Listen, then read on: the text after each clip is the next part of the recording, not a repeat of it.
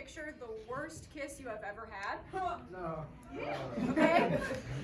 Everybody thinking of something? Yeah. I have one that's worse, I promise you. So, we're gonna go back a little bit to my junior year of high school. There's this guy that I had a huge crush on for about 2 years, and it never really happened, never really worked out, until one day after we performed in our high school band concert, because we were super cool kids. I'm still a super cool kid. He offers to drive me to my car. My car was closer to the theater than his was, but I liked him, so I did stupid things, so I went with it. So he drives me to my car, he parks right next to my car, and he kissed me. And for a moment, it was a dream come true. And then, suddenly and unexpectedly, it turned into my worst nightmare when he decided to beatbox into my mouth.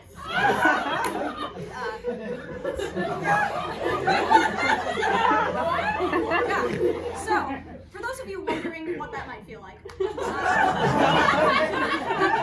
it's something along the lines of getting mouth-to-mouth resuscitation when you neither asked for it nor needed it. He didn't say anything, he didn't preface it with anything, he just and the people in the front row may have felt that gust of wind, and if they are that far from me and they may have felt something, I just want you to imagine coming from right here, what that felt like. So of course I pushed him away and I was like, what are you doing? Why are you doing that? And he was like, oh, you're a beatboxer, I'm a beatboxer. I thought it would be funny. And I gotta hand it to him. It is. Now, 5 years ago, I don't think I would have said the same thing. But of course then, to add insult to lung injury, he then told me that he's so lonely, and every time he thinks about wanting a girlfriend, he thinks about me, and he thinks about how awesome I am and how amazing my personality is, but he's just not physically attracted to me. Which, translation, he looked at me and he just went, ugly. But in case I didn't understand that, he felt the need to clarify by telling me, and I quote, it's like, my brain says yes, but my dick says no. Which, forgive me for making assumptions, but I feel like in most scenarios, it's the other way around. I feel like that's how a lot of people end up in situations that they don't want to end up in, when their brain says no, but their dick says yes. But it got me thinking about what kind of life this guy lives, where his dick decides what he does and does not get. His friends could be like, dude, let's go skydiving. And he'll be like, that sounds sick. My brain says yes. My dick says no, I think I'm gonna have to pass. Or, even like smaller things, someone being like, do you want to get brunch? And he's like, I am so hungry, but brunch is just not sexy. I think I'm gonna have to pass, my dick says no. Or even something very small, like studying for finals, my grades say yes, but how we doing?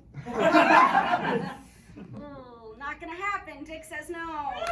He treats it kind of like the way I treated, asking my mom for things when I was in middle school, and if someone asked me if I wanted to have a sleepover and I didn't really want to, I'd be like, oh, that sounds so much fun, but my mom said no, I can't go. Even though I didn't really ask my mom, I just didn't really want to.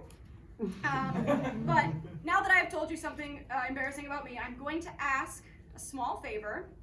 Please raise your hand if you checked yourself out in the mirror today.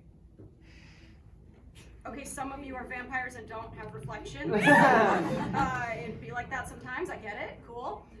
Okay, slightly more personal question. Raise your hand if you checked yourself out in your phone's front camera today. One honest person in this entire Today. Not today, okay, cool. Great. First of all, I would just like to say selfies aren't just for basic girls anymore.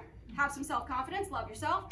But also, for those of you who do check yourself out in both, so most of you, you're just too afraid to admit it. Do you ever have those days where you look good in your mirror and in your phone's front camera? No. Okay. But on the rare occasion that it happens, like, isn't that so satisfying? Yes. To just then have it crushed and destroyed by looking into the Target self-checkout? Yeah. I don't know what they did to my likeness to make it look like that. But like, I used to think that they had those cameras there to be like, yo, if you steal, we caught you. But now I'm beginning to understand that they have them there to be like, if you steal, this is the footage that everybody is going to see. And that alone is enough to stop me from doing just about anything. I don't want anybody to see me like that. But of course, on the days where my self-confidence is too low for me to go to self-checkout, I will go to a regular cashier and start crying in front of them. It's only happened once, but I will admit it was very recent. And I don't put it past myself that it won't happen again. So I want you to picture this. 21-year-old woman, it's me. Right off the bat, hobbling into Target at 10:45 p.m. on crutches. My eyes are half closed and my mouth is half open because I'm very sick. My sinuses are just so plugged. I'm here for one thing and one thing only, and it's Tylenol, severe cold and flu. And I put it on the counter, and I hand it to the man, and he says, oh, we need to see your ID, because you need to be 18 years or older to buy cold medicine. So I hand him my wallet, and I do the thing where I like flip it out on the counter, and it unfolds, and he looks at it, and he goes, oh, I actually need to scan it. Now, I've worked at Target before, and I know that they tell you you only have to scan it if you don't believe that it's real. Oh. This man did not believe that I am 18 years of age. Fine, cool, whatever. So here I am like hobbling on one foot trying to balance, but I also don't have full use of my arms because I'm on crutches. And I finally pry my license from my wallet's cold, dead hands. And I put it on the counter, and he just stops. He looks at me and he goes, are you okay? And I'm holding it together as best as I can, and I'm explaining to him, like, you know, like I sprained my ankle, and I'm sick, and I'm in a show, and it's late, and I've been to 3 different stores today just looking for this stuff, and he cuts me off to say, man, you know, you and your problems, you're just like DJ Khaled, you know, you got like another one.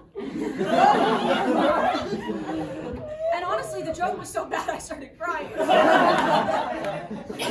But worse than crying in front of the Target cashier is being the Target cashier who is crying. I have also done that. I worked at the Target in my hometown for a beautiful, terrible 16 days.